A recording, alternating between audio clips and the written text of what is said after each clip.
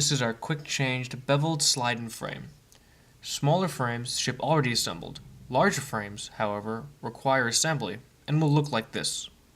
First, remove the contents of the shipping box. Don't throw out the essential hardware bag. It's easy to miss.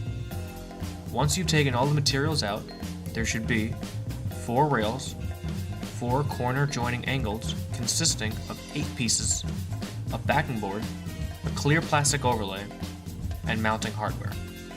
You'll also need a flathead screwdriver. Assembling your quick change slide-in frame is easy.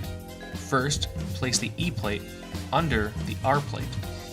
Make sure the screws are on top.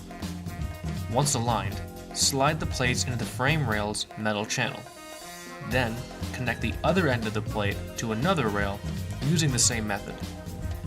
Use a flathead screwdriver to tighten the screws of the corner joining plate. You'll notice that one of the slide-in frame's rails is different from the others.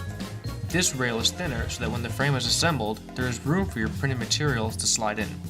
So you want to connect the 3 larger rails first, then the thin rail, like so. The wall mounting hardware consists of 4 wall anchors and 4 screws. You'll also need a pencil, a level, and a hand drill. If you're wall mounting the slide-in frame to a concrete or brick surface, you'll need to purchase different hardware from your local hardware store. When you're ready, use the level to line up the frame. Once level, use the pencil to mark the 4 holes where the wall anchors and screws will be inserted. Use the hand drill and drill in the pencil marks. Once the holes have been made, insert the wall anchors. Align the frame with the wall anchors you just put in. Now, use the hand drill with a Phillips head bit to fasten the screws. Once the beveled frame is wall mounted, we're ready to slide in your printed materials.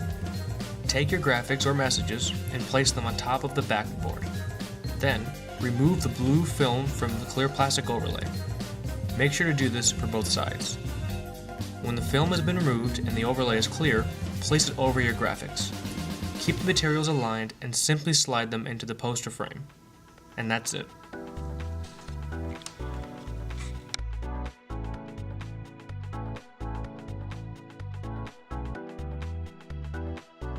To order, visit us at DisplayFrames.com.